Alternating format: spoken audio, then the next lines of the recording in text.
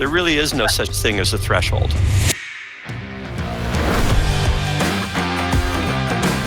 We can only ever estimate FTP. We can never measure it. It's a dirty little secret. You know, many people think that lab-based testing is the gold standard, and yet it's not. Or I haven't measured my lactate response to exercise in decades. It's just not worth it if you have a power meter. We had to have what was the gold standard. If you could ride underneath an hour, that was a really great aspiration. It would be easier for the average person to understand, yes, but it wouldn't be reality. You're the last in a long line of individuals who have failed to do so, and in the process, greatly confused issues unnecessarily. Recently, we looked at whether FTP was an outdated concept in modern cycling on this very channel, after I completed an FTP test every single day for an entire week. And it was really great to see all your comments on that video. But after it went out, I also felt that potentially I'd missed one crucial aspect. I hadn't consulted the originators of FTP themselves, the Godfathers, if you will. So in this video, I reached out to them, and thankfully, they agreed to chat. This is their side of the FTP story. I'll see you in the comments. Dr. Andrew Coggan and Hunter Allen are two of the most influential figures in the world of cycling training and performance analysis. Coggan is a renowned exercise physiologist who can be credited with creating concepts such as FTP, functional threshold power, but also other metrics like TSS, training stress score. And it's fair to say he really has shaped modern training methodologies. Hunter Allen is a professional cyclist turned coach, and he's played a key role in translating scientific literature into practical training strategies. Together, they co-authored Training and Racing with a Power Meter, a book which has been widely used by cyclists as a resource worldwide. All in, they have been key players in the evolution of performance on a bike. So to start our chat, I really wanted to dig into what they define FTP actually as, because if you do a quick search online, you can get a whole array of slightly different definitions. So over to them. How would they define the concept in their own words? I'll describe it the way I always have. It's an estimate of your maximal metabolic steady state. If you go back, like I said, I referenced that 2003. I said the easiest way to estimate it would be to do a roughly a 40-kilometer TT. But it's not defined as hour power, and it's not defined by duration. It's not defined by distance. It's defined by the existence of a physiological state. We can only ever estimate FTP. We can never measure it, right? Okay. There's day-to-day physiological variability. Right. So as an example. And as a coach, right? I mean, that's a huge thing, right? I mean, and I think that, you know, as you saw, Connor, right? I mean, you did this every day for 7 days. I mean, kudos to you. Like, I don't know of anybody who's ever done that. So that's pretty impressive. But, you know, and that's where, to me, bringing the application side, the practical side of this into the equation is so important, you know, and you know, when we were talking about this and developing these concepts, the principles of power training back in the early 2000s and along, it was like, we had to have what was the gold standard. And Andy was like, you know, hey, it's the 40K time trial. We had hundreds and hundreds of 40K time trials during that time in the US. We have very little of those now. They're just not around anymore. And that was the gold standard. And if you could ride underneath an hour for 40K time trial, that was a really great aspiration for a lot of amateur cyclists. Some people could ride a 50-minute 40K time trial. Some people could ride a 45-minute. Some people could ride a 105 or whatever. But it was always that place. And that was what became the easy way to say, okay, this is where your threshold, functional threshold power is around an hour. And that then led into me as the coach coming on and saying, okay, exactly what you said. Oh, I don't want to do an hour FTP test, right? I don't want to have to go as hard as I can for an hour. It might take away from my training. It might take away from my races, et cetera. Or I just don't even have a location where I can do it, and much less do I want to do it on an indoor trainer. So then that was where the shortcut came in. And that truly is what that is, right? To me, the 20-minute test has always been a shortcut as a coach to get to that place of like, well, it's an approximation of what you could do for an hour. Now, you've got to do the 5-minute test before, right? And that's where it just frustrates me to no end. When I read it, it's like, oh, I did the 20-minute test and then I did a 60-minute and, it was 12% difference instead of the 5%, Well, did you do the 5-minute blowout before to reduce your anaerobic work capacity? Because you absolutely have to do that. So that was a key part of the whole thing and finding like a closer approximation of it, so that you're more aerobic in that place. So that's always been that practical side of the shortcut part. Come back to functional threshold power. Part of my motivation was all of the confusion and noise about lactate threshold, which confounds the practitioner's understanding. And so I was, with a pedagogical concept, trying to get away from the notion of lactate testing, et cetera, and getting people to focus on what really matters, which is performance itself. It's a dirty little secret. Many people think that lab-based testing is the gold standard, and yet it's not. The best predictor of performance is performance itself. I have a fully equipped exercise physiology laboratory right outside my door. I haven't measured my lactate response to exercise in decades. It's just not worth it if you have a power meter. In point of fact, lactate levels are more variable than heart rate responses to exercise. So all of the people who say, the pros need lactate testing and the pros do it this way, they're barking up the wrong tree. Connor, what I love about, I remember this very distinctly, when Andy and I talked about this back in whatever year it was, functional threshold power, and have probably said this 1,000 times, if not more, what is it? What are the names? And I love the fact that it's named the way Andy named it, right? It's functional. You're on your bike, you're out there training, you're actually doing what you are training for, right? It's threshold, you're measuring this threshold.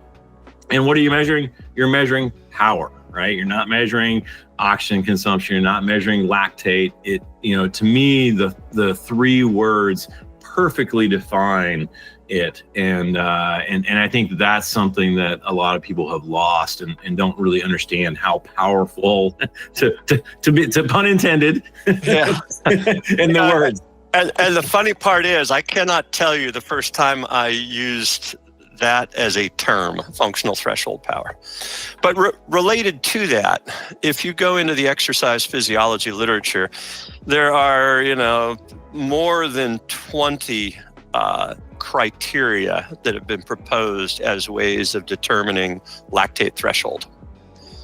And there has been very little impetus to try and come to any sort of agreement because it's unnecessary. It's a concept. And if I go to a scientific meeting and I sit there and, talk about somebody has a high lactate threshold, my colleagues understand that first and foremost, I'm speaking conceptually. And the exact details as how do you quantify that aren't important. It's unnecessary in the scientific realm. It's not an important question. So out of that, threshold, the notion of threshold is a concept. And if you put lactate in front of it, fine, because we most often measure lactate. But there are numerous responses in physiology in response to exercise intensity, increasing intensity, that you could argue to exhibit threshold-like behavior. Changes in glucose levels. You have a glucose threshold. Continuous glucose monitor. You can now start doing, glucose threshold testing on your ramp test, your catecholamine levels, your respiration, the list goes, your EMG activity, the intensity, the list goes on and on and on. Yet at the end of the day, and again, I warned you, soliloquy, there really is no such thing as a threshold.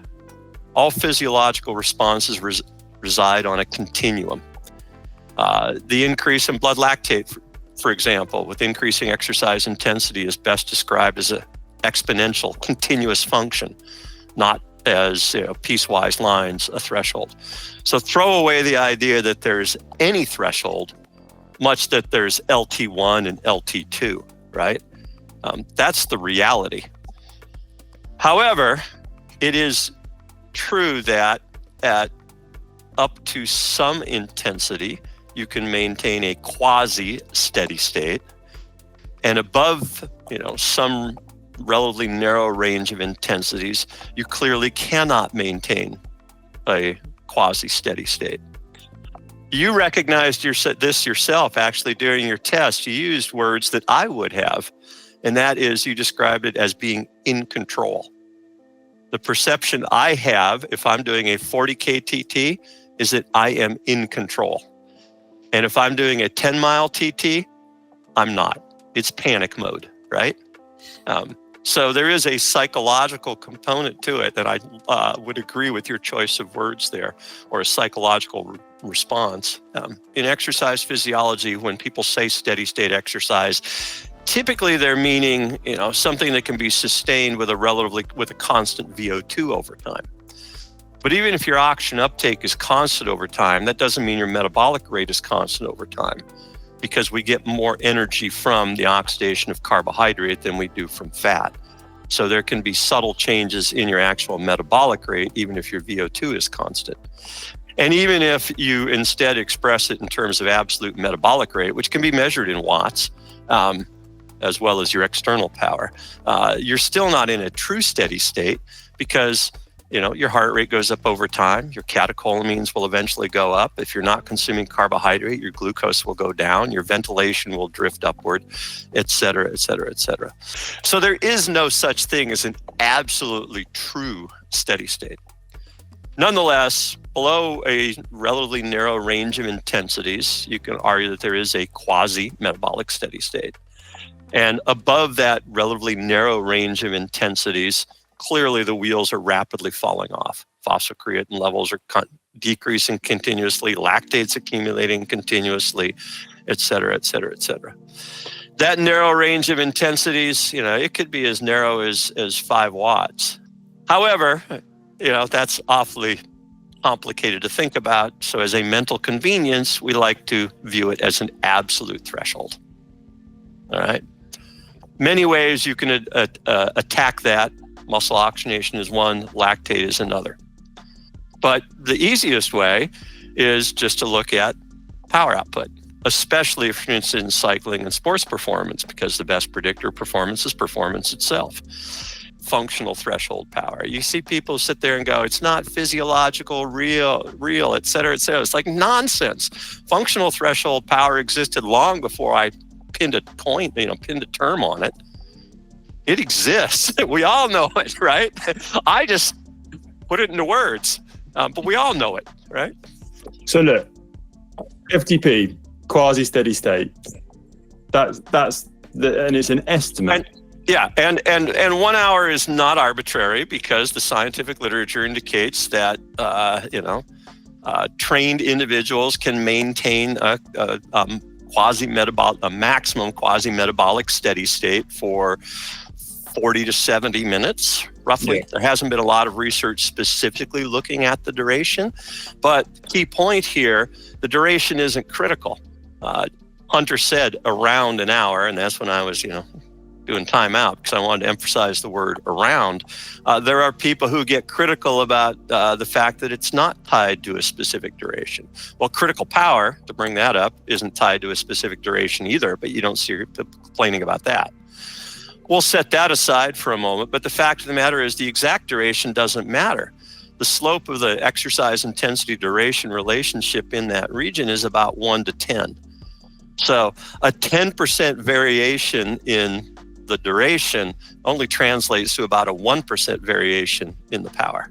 And a 20% variation in the duration only translates to about a 2% difference in power.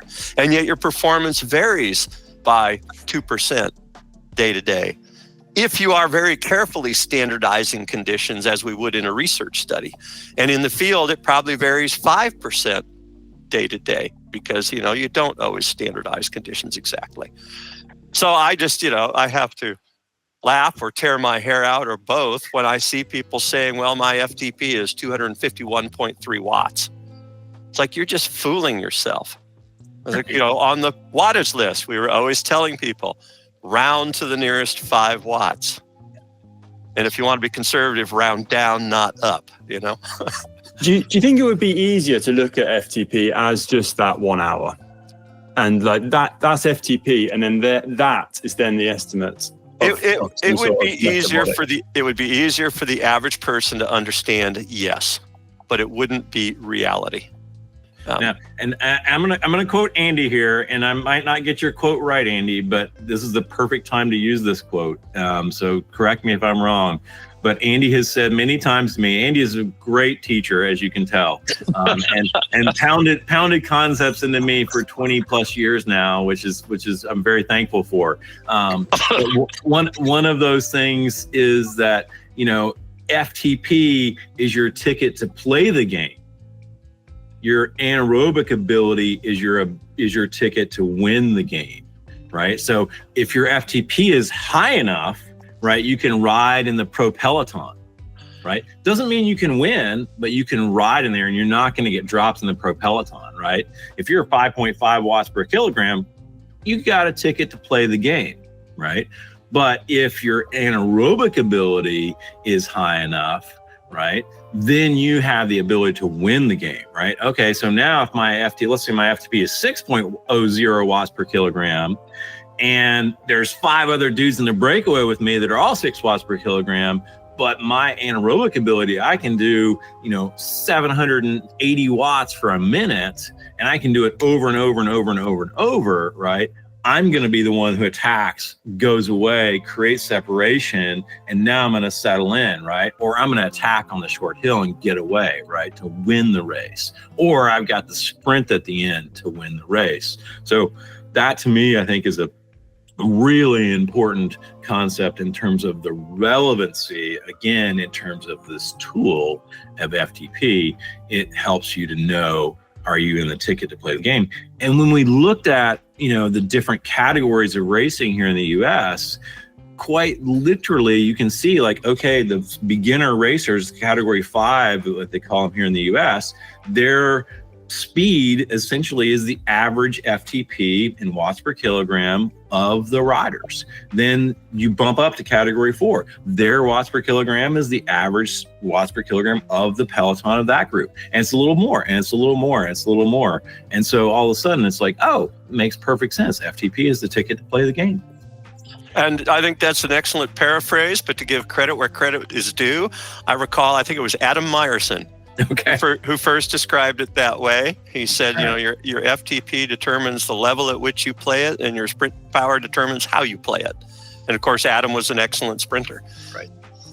What did you think of my own kind of explorations into FTP? We spoke earlier about how I repeated an FTP test, different to the one that you guys first kind of prescribed, but it did change over the week. Like, what was your take watching that? How long was that taking you? It was around the 12-minute mark. Okay, so 11 to 12 minutes. So too short of a test led you to overestimate your true FTP, and therefore when you tried to go at 403 watts. I did actually go 405. I could have said it was 403. You did not last as long as one might expect of a trained individual because you probably overestimated your FTP. Now, I put forth on the wattage list one time the 7 deadly sins, 7 different ways of estimating FTP, which range from, a relatively crude estimate, but very easy to obtain, to, the best estimate you can get, which is to go out and, drill it for a long enough period of time, and everything in between, including critical power testing. But I'm not a coach. I'm not having to deal with a whole bunch of athletes. I'm not having to deal with a whole bunch of coaches who work for me, many times remotely. So, it's easy for me in the ivory tower theoretical perspective to say I would do it a different way. The whole point of those 7 deadly sins was to recognize that not everybody likes to do extended efforts. Not everybody has a venue to do extended efforts. You have to adapt your testing methods to, the constraints imposed by methods of communication, whether it's in person or remote, etc. That's separate from the utility of FTP as a concept. Yet the simple human wants to say, how do I measure my FTP to the nearest 1/10 of a watt? Just tell me what to do. Tell me exactly what to do and I'll do it, coach. It's like. So Andrew, what would be your gold standard method for finding your FTP? Just to okay, let's think about this. Again, Hunter, as a coach, how many times per year do you have your athletes test their FTP? Every 6 to 8 weeks. Yeah. Me personally, when I was competing, never did a formal test. Never, ever, ever did a formal test. And then as I got a power meter and I realized what worked and what didn't in training, I realized how we make it all too complicated. I came down to doing just benchmark workouts, and I did 2x20s. I don't do over-unders. I didn't do 4x10s, didn't do any of that. 2x20 minutes because it works as well as anything else. And I've got a screw loose in my brain somewhere that I don't burn out on that. But if I'm doing 2x20 minutes on the trainer, and my trainer has got a heavy flywheel, I produce as much or more power on it, maybe slightly more power on it than I do outdoors. I'm doing 2x20 at my FTP. I know what my FTP is based on what I can do in training.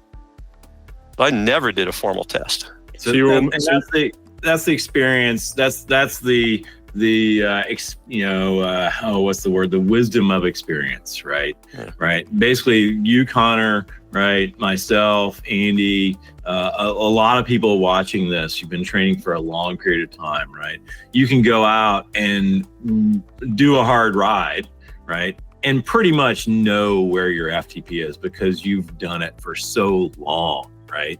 That you just don't need to test anymore. Some people, they need to test, and I need to test them as a coach, right? And so we need to find that out, right? And I think that's that's something that just has to be considered, right? Some athletes, I don't need to coach don't need to test every 6 to 8 weeks because they do enough hard efforts that I know exactly where their FTP is. I can look at their data and see it. Other ones, we're doing formal testing every 6 to 8 weeks, whether that's the full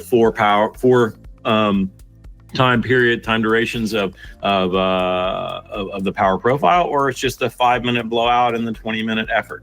Do you think FTP is still relevant in modern day cycling? I mean, it's been 20 years using power meters now. To me, it's incredibly relevant, right? It's incredibly relevant still because what we did, when we wrote Training and Racing the Power Meter and it was published in 2006, we essentially wrote that book because we both got tired of answering the same email over and over. We're like, we just need to write a book so that we can stop getting these emails. But what happened was, and we certainly didn't set out, that wasn't my intention. I know it wasn't Andy's intention, but what we did was we created the principles of power training, like a system, right? A way to use your power meter in a very organized way that just about anybody could understand, right? It was the manual, how to use a power meter and how to train using a power meter. And so that is still incredibly relevant, right? Because you can buy a power meter, and I see this all the time. We get new clients for coaching all the time people are coming into cycling. they don't know anything about the history of power training and what we did back in the year 2003 or 2006. I mean, I've been born yet. Right, exactly, right? And they just bought a power meter and they're like, how do I train with this thing, right? And I'm just like, well, have you read our book, training and racing with a power meter? And it's like, oh yeah, that is something that whoa, okay. And so it gives them a system that's simple and easy to use. Oh, what do you do? First thing you got to do is you got to find what your training zones are. How do you figure out what your training zones are? Well, you got to go out and you got to find out what your FTP is. Training levels. Is training levels or training levels. Andy likes training levels. They're both, is similar. But at the same time, right, you figure those things out, then find out what are your strengths and weaknesses, right? We came out with the power profile concept, testing your best 5 seconds, 1 minute, 5 minute, and your FTP. So we could understand those things. And then after that was the performance manager chart, training stress score, right? I went to Andy and said, hey, Andy, I need a score. Right? I need a score so that I can actually peak an athlete on the day they want to peak. So to finish off, guys, this is my final definition of FTP after speaking to you guys. FTP is the power you can sustain in a quasi-steady state. And a good estimate of that number is if how hard you ride for an hour, that power value is a good estimate of that quasi-steady state. And from that, then you can derive your training levels. Should be, yeah. Good with me. Yeah, you don't have to throw away your notes and this kind of stuff of what your FTP was back when you were racing, et cetera. If you were using an hour test, it would provide an estimate. You didn't have to do it exactly an hour, but if you did it exactly an hour, then yeah, it would have been a valid estimate. There you go. Hunter Allen and Dr. Andrew Coggan. It was quite fascinating, actually, to speak to them and surreal in a way, too. I was thinking about it. I was actually 8 years old when they first kind of started to come up with the concept of FTP. It's been around a while, and it's something that's just always been there in my cycling and my own training. It was like almost you take it for granted. And look, there's lots of different ways to skin a cat when it comes to training. There's lots of different philosophies. And I think when it comes to FTP, it's unfair to criticize it without taking the context of Hunter and Andrew's broader philosophy to training. That's potentially something that I've been guilty of when I've covered it on this channel in the past. And I think speaking to the two of them, it just reminded me of the whole broader approach that they had. And it was fascinating to hear straight from the horse's mouth their own thoughts on how they came up with this, why they came up with it, and also just to reflect on the fact that this training philosophy has been used by so many different cyclists worldwide. And it's out there. It's free to use, pretty much, once you have a basic idea. And it made training with a power meter so simple, which I'm sure has helped so many people better their performance on the bike and find training easier to manage and plan. Let me know what you think of our chat in the comment section down below. I'll be really interested to hear all your thoughts, as always. And I really hope you found the chat as useful as I did. If you did, please give this video a thumbs up and don't forget to hit that subscribe button too. Thanks for watching, everyone. See you on the next one.